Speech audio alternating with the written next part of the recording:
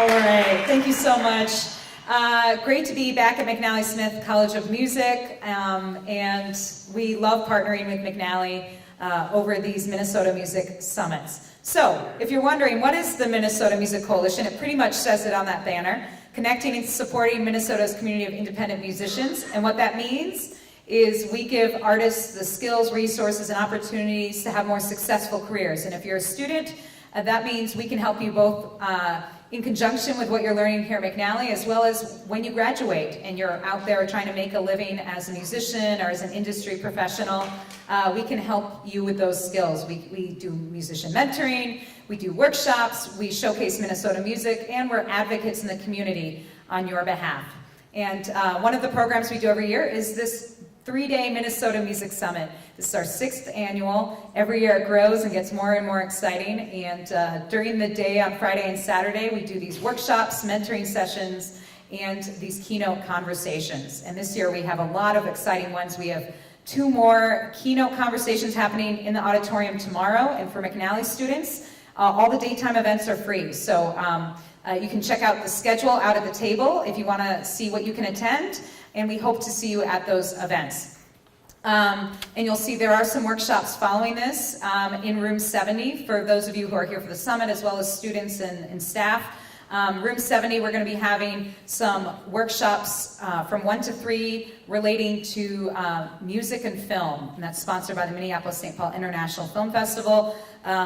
Haley Bonner will be talking about the anatomy of a music video. She and her director of Kismet Kill will be talking about what went into the making of the video, and then there's going to be a composing for media in the global market. So if you're interested in those topics, come join us for that.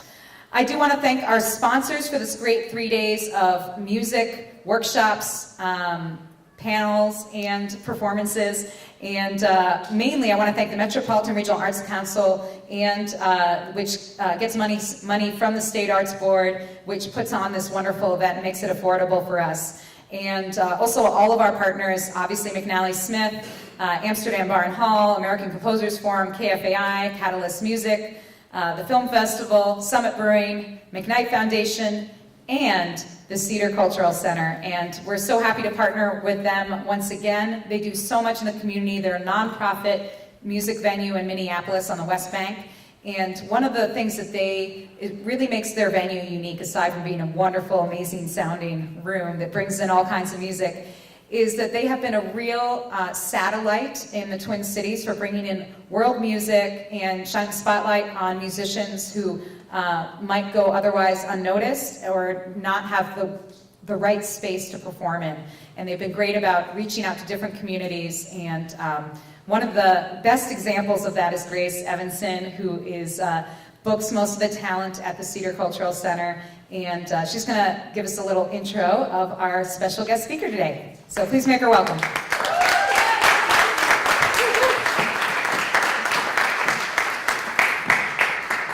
Thank you, Ellen. As she said, I'm Grace Evanson. I'm the talent buyer at the Cedar Cultural Center. And I first off want to say that the Cedar is so proud to be a sponsor of the Minnesota Music Summit. And thank you to Minnesota Music Coalition for all you do for music and musicians in Minnesota. And the Cedar is a nonprofit, all-ages music venue located in the Cedar Riverside neighborhood of Minneapolis. We have a mission to promote intercultural appreciation and understanding through the presentation of global music. And I want to give you a quick introduction to Dalmar Yare, who is one of the biggest Somali artists in Minnesota and also the Cedar's artist in residence. Dalmar began singing professionally at the age of 9 and is a founding member of Waya Usab, which means New Era, and is a Somali hip-hop group formed in Kenya in 2002. With lyrics and a message that challenge corrupt leadership and extremist politics, Waya Usab is recognized both for its artistry and its activism. Facing threats in Kenya for the band's outspoken lyrics, Dalmar fled to the US in 2006.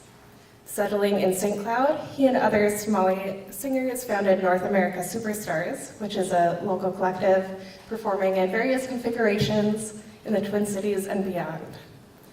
Dalmar is one of the most requested Somali singers in the country to perform at Somali weddings and cultural events.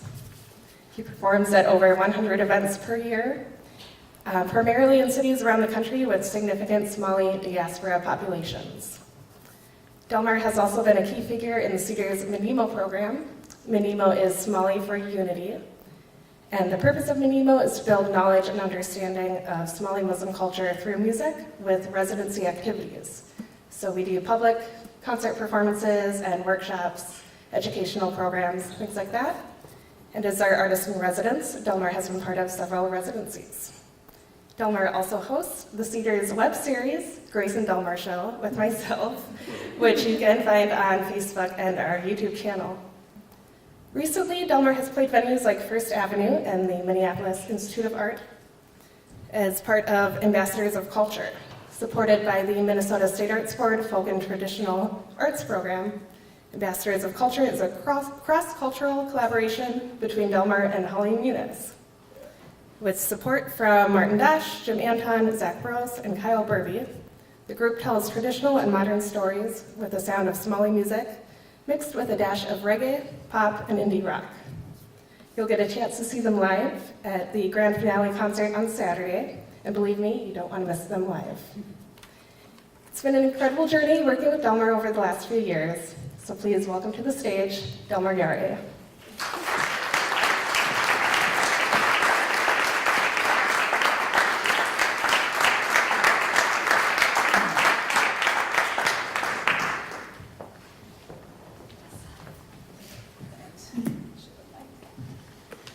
Thank you so much, Grace.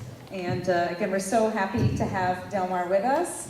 And as she said, Dalmar will be playing with the Ambassadors of Culture tomorrow night at the Amsterdam Barn Hall, so just down the street.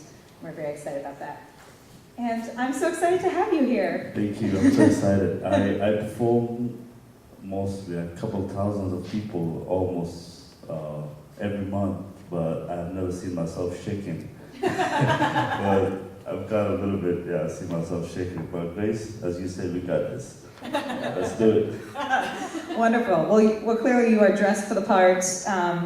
I guess I want to, for those of you out there, or those of the folks who are here who might not be so familiar with you or your music, I just wanted to give folks a little bit of a background about you and your story. And as she said, you grew up in Somalia. I guess what I'd be curious in knowing is growing up in Somalia and being a musician, was that something that happened, was just part of your growing up? Did you grow up in a musical family? Or was this something that, how did you come to music? I actually I grew up in Somalia, especially the capital city of Somalia, Mogadishu. And I became a musician for the most hardest time of Somalia, especially Mogadishu, around 1999, 2000. There was a war going on. I was so young, but I see myself singing at school, and my teachers saw me. There's a class, music class that I used to interest. There's a song that became my first song that I've ever sang. There's a song that the teacher wrote on the board, and he told me, hey guys, everybody, I'm gonna start it from here to the end. So the person who sings that song the way I want it is gonna be performing at the finale of the school. And then I was the third line of the class. And then when he come like, Dalmar, is your time. And my name is not Dalmar, that's my nickname. Mukhtar is my real name. He's like, Mukhtar, get up. And I get up, I start singing, and then he's like, okay, the class is over. Mukhtar, come with me at the office. I was like, okay, all right. And then I went to the office, and then he told me, can you sing another song? And then I was like, yeah. What song? I don't want a love song. This is school. I wanted an educational song. What song can you sing? And I sang 2 other songs. And he told me, you're going to sing that 3 songs at the finale. And then after I sang the 3 songs at the finale, my madrasa, like Duksi teacher, heard that I sing at the school. And then he called me in the morning when he come, and that's the sheikh. He's imam. You cannot sing like in front of him. But he was cool. I didn't know that. He's like, the students thought, hey, he was singing at the school yesterday, and then he called me in the morning. Come. I was so nervous. I thought he was gonna whip me. I was like, okay. And he took me back at the class and he told me, did you sing at the school yesterday? I said, no. He said, don't lie to me. Did you sing? And he has a stick. And I said, no, I didn't sing. And he said, you sure? And then I said, yes, I did sing. And he's like, but I didn't sing bad. I tried to make a speech and he told me, it's fine. I heard you had a beautiful voice. I heard you did a school, educational songs, and that's fine. Can you sing one for me? And I was sweat, like, I was crazy. I was like, okay, I sang for him, and he told me, okay, there's a graduation party, the madrasa, and you're gonna sing there. But before the graduation, there's a teacher that I'm gonna take you to him, and he wrote all the educational songs for the students and all the songs that talks about the country and the conflict going on. He's a writer and he has a children TV show at the TV. And then he told me, I'm gonna take you to him. He's gonna write you a play, and you're gonna do that play at the finale. I was like, okay. And that day I was the king of the school. I was like, I was so happy. Everybody was looking at me like, are you kidding me? The teacher told you you're gonna sing? Yeah. And then still my parents doesn't know anything about this. And I'm from a family who's very restricted, very religious, and they don't know anything about it. So I went to the other teacher, and he gave me a play which was going about 1 hour and a half. And he told me, I'm gonna give you this play. I want you to teach everybody who's gonna do with you. And I'm 11 years old. I don't know anything about it. You're gonna teach everybody their role of playing, and there's 2 songs in it, and you're gonna play that 2 songs at the finale. I was like, okay. But he gave me I was a little kid. He told me, if you did it right, I promise you, every Friday you're gonna hear your voice from the radio. And I was like, okay. I didn't sleep, I think 4 days. I didn't know if I slept or not. I was reading it, and then I told the teacher, I'm ready to teach everybody what they're gonna play. So, long story short, I did it the way he wanted, even more than the way he wanted. And he was watching, he was one of the audience, and he get up when I finished, and he picked me up, he told me, okay, from now on, every Thursday morning, I'm gonna take you to the radio, you're gonna record songs. So that's my start to be a singer. Wow. And, maybe you could elaborate a little bit more about this for those who might not know. Tell us a little bit more about sort of the religious conflict and what that was like making music, because you said your family was more restrictive. And how did you sort of come out to them about being a musician, and how was that for you? Was that a challenge? I was a singer about 6 years when they figured out I'm a singer. I used to hide out. I used to run away. I used to just like tell them, hey, Dad, I'm going to different school for some kind of entertainment, but I never told them I'm going to sing. Some kind of entertainment for the school. It was right. I used to go to school, but what I used to do is singing, and the word of singing was difficult for my dad to hear. I'm singing. I never say that to him. So I used to tell him I'm doing a play, or I'm entertaining kids, and we gotta do just educational program. But one of the singers, who are very singers, find out my voice when I'm singing a wedding, and then he was like, and I never used to sing in music that time. I used to sing with the drums, and then he told me, why are you singing with drums? You're talented, you have a beautiful voice. I'm gonna take you to the Yare group, a place that they used to meet in Waraysi, which is another village. I was like, okay. And he took me there the next day, and they promised me, listen, if you promise us that you're not gonna escape your school or drop your school, or that you're gonna be on top of your education, we promise you to train you to be a singer. And then I used to go that training in the morning before I go to school, 1 hour before. And then they used to teach me how to go with the tempo, with the music and stuff. And then I become a singer. Then we create a band. I used to go to weddings. And then my uncle, he's from Nairobi. And he's a businessman with my brother. He come to Mogadishu. And then that was his friend's wedding, but I didn't know. And then he see me like, everybody is clapping for me. Oh, Dalmar, Yare. Like, this is not Dalmar, this is Mukhtar. Yeah, and then when I see him, I was singing. I remember I dropped the mic. I was like, and then he pick up the mic for me, and then he goes to me, he's like, continue. I was like, okay. And then when I finished singing, he told me, when did you become a singer? I was like, it's been going on for a while, but uncle, please don't tell my dad. He's like, I already called him, I already told him, I'm sorry. It's like, you're doing stupid things, this is not good for you. We are a religious family, this is not acceptable. You're not gonna be a singer. I was like, okay. But I'm ready to quit, but I cannot quit. This is in my blood. It's not something that I can quit for one day. And he told me, that's not acceptable, son. Go home right now. And then he he called a taxi, and then the taxi picked me up, and I come home. Oh my God, that was the craziest day of my life. I see my dad sitting there, and he's like, come here.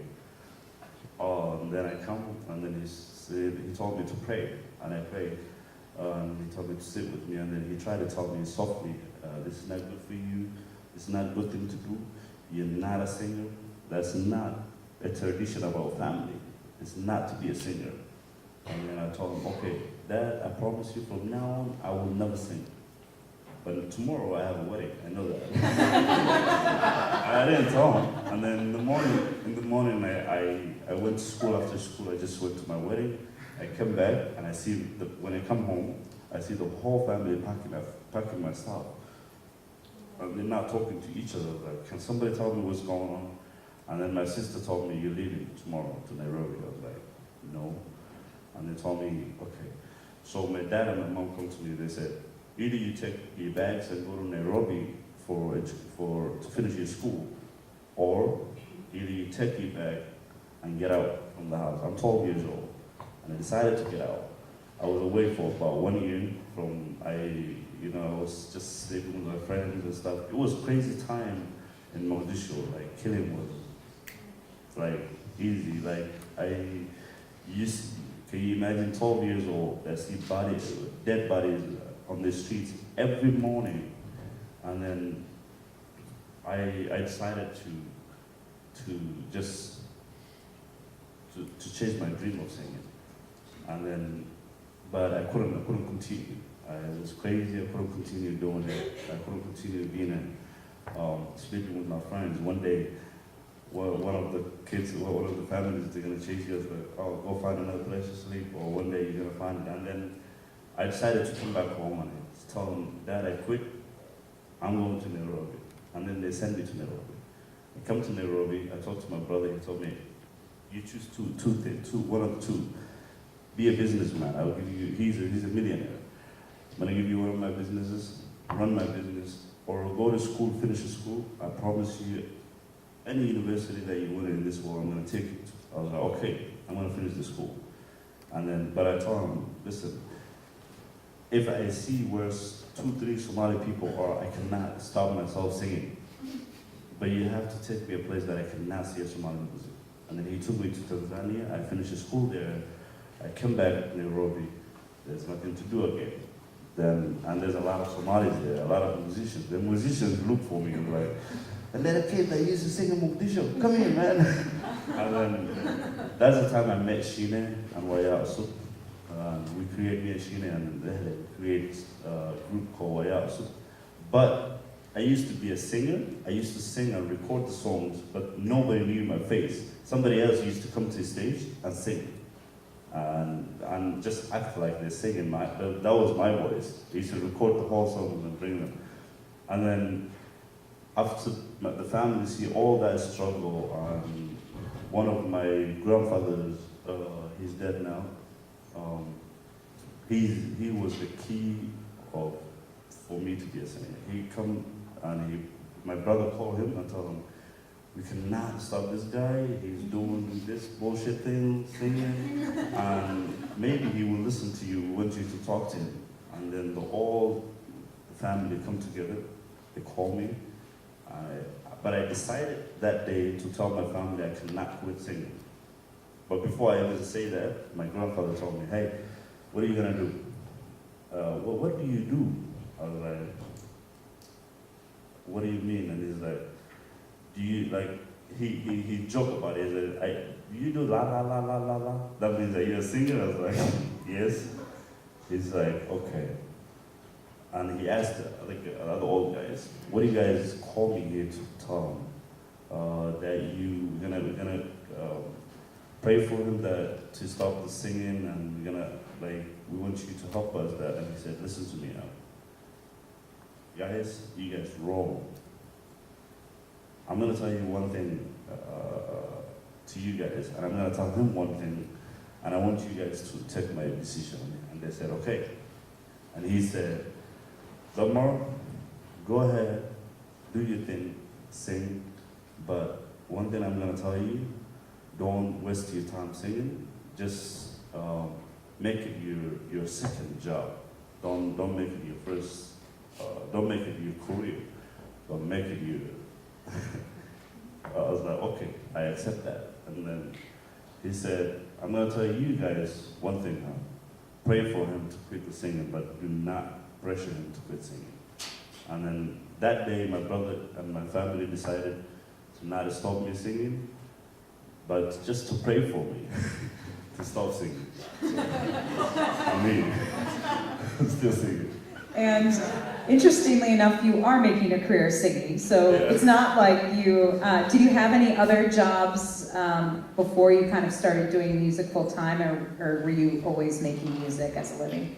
Yeah, I used to go to work on, actually, weekends I used to do singing, but you know, there's some difficult decisions, some difficult promises that you have to make, but you cannot do it. I have to promise them that I'm gonna be a singer. I'm not a singer, but that's not gonna happen. I know that. I have to just show them that respect, that I'm gonna do whatever they say at the family. And so tell us about coming to the United States and your path that led you here to Minneapolis. After we talked to, I talked to my brother, and they decided that he told me he's gonna send me to US, and he sent me with my other family here to the United States. We come to Memphis, Tennessee. I was still young. I finished high school there, and then when I became 18, my mom was not here, my dad was not here. I come with other family as their son. So I decided to go and find work on something. I went to Nebraska. I used to kill cows. I used to work as a butcher or something like that. And then it was after a little while I moved to Denver. My sister came to the United States, and then she invited me to come to Denver. I used to be with her for a while. So I stopped music and everything because I don't even know how many musicians are in the United States. Like I know one member of Waraysi, Super Holland Abdurrahman, she was here. I talked to her one time over the phone, and she was in Maine. I don't know how far is Maine from Colorado, but she told me it's too far. I was like, okay, then I will see you when I get my documents and everything together. And I stopped singing. I try to just focus on my life and build first my life and put it together, and so the music will come to my way. I know that. And then you have to buy a car. You have to learn better English to communicate with people. If you don't have all that, then you don't know where you're going. So I put that together, and I started a family. Running on that way of running around, I started creating a family, and then finally I moved to North Dakota.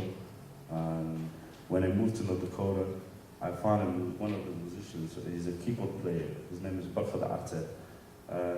That day I found him, I was like, okay, my music comes my way then. I have to start creating. And then I started creating new songs and put it on YouTube. And people used to find me like, on YouTube and then look for me from North Dakota to come here to sing for them. Then I started that way. Wow. And then Minneapolis, where of course you found a lot of Somali friends and folks who could identify with your music. And tell us a little bit about your musical work here and as a wedding singer and all the ways you make a living now. After I create a couple of hit songs on YouTube, that song become like crazy. Everybody was crazy about it, and then everybody tried to have us. Me and another female, her name is Farhia. We have to sing every wedding in the United States. Otherwise, they didn't have a wedding. So I remember a girl stopped me and she's like, "What are you doing on next weekend?" And no, 3 weeks after, I was like, "I'm booked already." And she's like, "Okay, what about after that week?"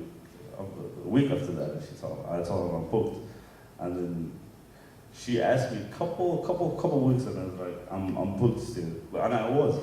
And she told me, "Okay, I'm not gonna have a wedding." And then I feel bad. I was like, "Come on, what are you talking about?"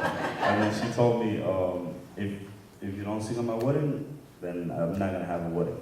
And then I have to cancel one of the weddings. One of the weddings that I had.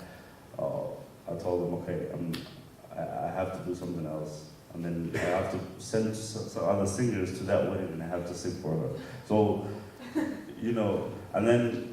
After I was in Minneapolis about a year, I found Xiisoleh Cultural Center, Fadumo. She found me, she's like, "Dalmar, can you sing live music?" I was like, "What are you talking about?"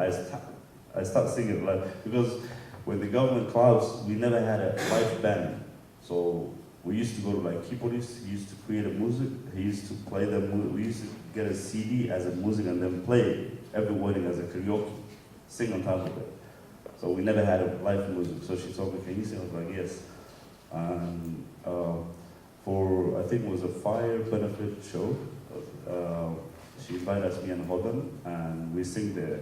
After that, we connected to Xiisoleh Cultural Center. And then, but first, I'm gonna tell you one thing. I think some of you are musicians, some of you are students that learning music. I never thought somebody that doesn't speak Somali will play my music. And then Barnamij told me, "You're gonna play with musicians that is not Somalis." I was like, that's gonna be difficult. I didn't say it's not possible. I said, "That's gonna be difficult." And she told me, "Okay, just the first rehearsal will be a couple of days." After a couple of days, I was like, "Okay." I stepped in the room, and then I said, like, this white kids just playing my music. I was like, "Is that playing?" And then they told me, "No, we are playing it." I was like, "Are you sure? Play that again." And then I listened to it, like, how is that possible? And then I knew music is universal language, is something that, that connects people. It has their own world, And from that day, that I believe the Somali tradition music, Somali life music is coming to life. From that, and I am so proud of Xiisoleh and the Limbo project that brings a lot of singers that even forget how to sing a live music. And they used to sing about 20, 30 years ago in Somalia, that they come back to this country and find that non-Somalis playing their music, and they played it perfectly, even better than the way they used to play it. It's something that I've been proud of, and I'm glad I'm part of it. And that's something that I think a lot of us forget who make music here in the United States, is that live music always seems a part of the performance, but it's interesting to think, we have to kind of relearn, if you're used to making music in a studio and playing it, to make it live with people. And the people you're making music now live with, at least with Ambassadors of Culture, as you said, it's kind of cross-cultural collaboration. What can you tell us about the band and how it formed? After I worked about a couple of years with Xiisoleh, I found a grant from Minnesota State of Arts to create an album that is Somali and English. So we have a certain way of Somali traditional music, and there's a Western traditional music. So we try to put that together and make it something interesting and unique. Adrian recommended me the best person to work with would be Holly Moons. I think she's sitting somewhere. Yeah, Holly. And then Holly, I talked to Holly and I was like, Holly, I'm going to create 4 songs, Somali traditional songs. I'm going to create it. I'm going to create the music and everything. So try to find to put some of your culture in that songs. And then create another 5 songs, and I'm going to try to put some of my culture in those songs. And we try, on that process, we find this, like, good people that want to play together, and, you know, and then we start finding ourselves, like, we are a band. Why do we have to create another thing? Like, and then we find ourselves that we are a band. And actually, ambassadors of culture just comes that way. So she's ambassador of Western culture. I'm ambassador of African or East African culture. And put it together, we're ambassador of culture. Wonderful. And we're so looking forward to your performance tomorrow night at the Amsterdam. And now I want to, there's so much more to talk about, but I want to give folks in the audience a chance to ask questions. I don't know if Lori has the mic, but does anyone have any questions for Dalmar about his music, his life, about Somali music? I do. Okay, go for it. I do. Oh. And I don't have my glasses on. Hey, you said it was on. Anyway, it's not on. I can speak loudly. That's good. That's better. Would you maybe kind of describe? I mean, there's to speak very generalistically, but in comparing basics of the Somali music that you perform with kind of our pop music that you're working with here with your ambassadors. So Somalian music, what is a typical instrumentation kind of meter? Is it all kinds of meter? I'm not actually a music. Well, I'm not. I don't play any instrument, and I don't read music. But actually, Somali culture has a like it's similar to reggae or I think Holly's gonna help me with that. Can you help me with that question? I'm Holly. That's Holly. Yeah. She's the most amazing human being I've ever worked with. She's just very, very hard working person. Well, here, I have an idea. I don't want to put you on the spot, Dalmar, but I'm wondering if you could maybe, would you be able to sing a little bit so we can hear, like kind of the intro that I can describe as I had Dalmar in the studio. The idea was, what if he opened with a traditional Somali song, a cappella, no instrumentation, and then there was a pop song that I had written, inspired by his music, and then he closes that song into his live with this tune that he can now sing for you, so that you can say Let's do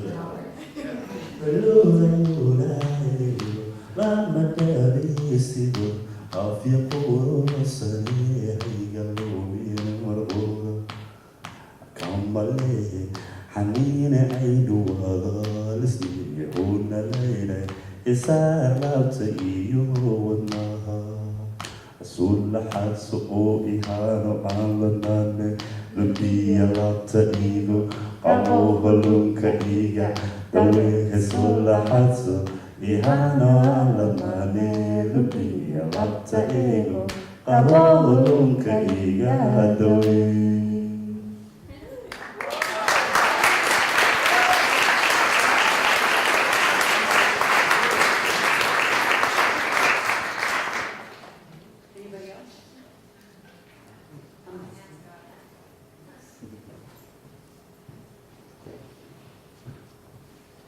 So if you're doing, like when you're lining up shows, you like to play as much as you can around here, right? Are you based in Minneapolis? I don't know if I'm based in St. Cloud, but yeah, St. Cloud. I run around. So this is probably a funny question, but what do you do when you're trying to find new people to work with? Do you look for music that's different from what you guys? Of course, everything's probably different from what you're doing, but you know, how do you go through that thought process? You know, I used to work with only Somalis before, only Somalis, but now I try to work with non-Somalis and try to put a lot of cultures together and do, like, as Holly said before, like, I like weird stuff, like like something that makes different tests and unique tests. I actually find Holly through this project, and then we become friends and we start working together. I would love to work with a lot of new people and try to find out, and the way I look for them is just what they wanted and what I wanted. If we have the same goal, then we can work together. And my goal is to bring cultures and to bring people that doesn't know each other together and make them have fun. I have a quick question, then I'm going to go over there and come back here. So back to instrumentation, I want to redress that a little bit. Would you describe what you do as more acoustic, more electric, more percussive? You said there's kind of a reggae comparison, but kind of what is your standard group that you would perform Somali music here for a wedding? Who's in the group? Actually, the percussive, I think, is the right answer for it. More, we play more like the music is more important than I mean, actually, the lyrics is more important than music. That's the way we look at the song. We created a song, but I think Somali people and the audience, the Somalis that we're playing for, mostly they look into the drums and how the song is hyped. Yeah. Are your parents still praying, or have they seen the light? Yeah, they still pray.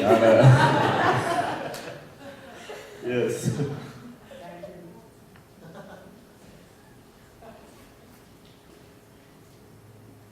So you being an international who came into the U.S., I'm an international student myself. So what I really wanted to know is like, what steps did you take to establish yourself? Not necessarily establish, but you know how like all the visa issues and green card issues and stuff. So what did you do to be able to stay in the U.S. for as long as you've done since you arrived here? Like, I understand the question. You can. I think he's asking just in terms of the logistics of staying in this country as a citizen, right, and as a resident. Visas, and all that. How you came to the U.S. and how you established residency. I come here. My uncle invited us as his kids. Like, of course, he was responsible person. He responded as his family, his kids and his kids and his grandkids and his parents. So I found a chance to come with him. And actually, when we come here, you know, the people that I was with, even my uncle, was just like, we were not connected as the way I wanted. Like, I was young, and they couldn't handle me. I used to run around and do whatever I wanted and do stupid stuff. Then he told me, are you 18? Yeah. I remember the day I became 18. Next day, I took grandpa to Nebraska to go work. So, yeah. And did you come you came as a refugee? As a refugee, yeah. I come here as a refugee. Yeah. And then once you were here, you didn't have any problem about having to go? Not actually, except right now that a lot of like musicians that I used to work with, a lot of singers, a lot of people that we used to work together. are not here. Some of them they run away to Canada. Some of them they be deported. You know, but other than that, I never had any concerns. But if you look at like the difficulties here and the difficulties in Somalia, I think it's hell and heaven. Just the difficulty is something that you can handle it. You can, but the ones in back home is to be dead or alive. If you don't know what time that your day is gonna be, or a bomb is gonna get you, or somebody's gonna shoot you. So I think it's a struggle here, but it's not the struggle that's there. Yeah. And I think we have time for one more question, if there's one more. Well, we are glad that you are here. Yeah. I'm here. I'm clean. I'm good. So good. So I'm just curious about Somali culture. I don't know if it's changed since you were a child there, but I'm just wondering, is it a social thing that singing was kind of disapproved by your family and by other people, or was it a religious thing? Because I know in America, it's changing now, obviously. A lot of people are becoming musicians and it's seen as a real job, if you will, but a lot of people's parents, discourage children from studying music because it is a risky industry. But I'm just wondering, was it religious? Was it social? Are there other art forms that were looked down upon in Somalia? First, is it religious? If I see it that way, and if I took it like, it's a cultural too. I'm glad that I was a male singer. If it was a female, it would be more difficult than the way it was to me. In Somalia, like when you heard the stories of back home, how it used to be all times, and now you can go on the street, take your guitar, your music, and sing it in Somalia. But before it used to be like singing, yeah, kill him, like right there on the spot. And like, I remember I heard stories of like Somali singers, the old Somali, like very great singers. There's only one female, the female who starts singing Somali. Her name is Gududa Arwa, but her real name is Shamsi. So she used to hide her name and sing in the radio, and they used to say Gududa Arwa is singing. So her voice was Gududa Arwa, but her real name is Shamsi. So her family and people do not know. If they know it, then they're gonna look for it and target her to kill. So, but now, like we have more female singers than male, and that's something I'm glad of. Yeah. Well, I want to thank you all for coming, and we're going to wrap things up just to make way for our next workshop happening in room 70. But Dalmar will be around for a little bit if you want to meet him, and he'll definitely, of course, be at the Amsterdam on Saturday night. The concert starts at 8. It's 18 and up, and we hope to see everyone there. It's going to be a great night of music. And I should also say that the theme around this year's Minnesota Music Summit is breaking down walls, and I can't think of a better way of kicking off the conference than with Dalmar talking about music being the universal language and bringing us all together. So thank you so much, Thank Dalmar. you so much. Thank you.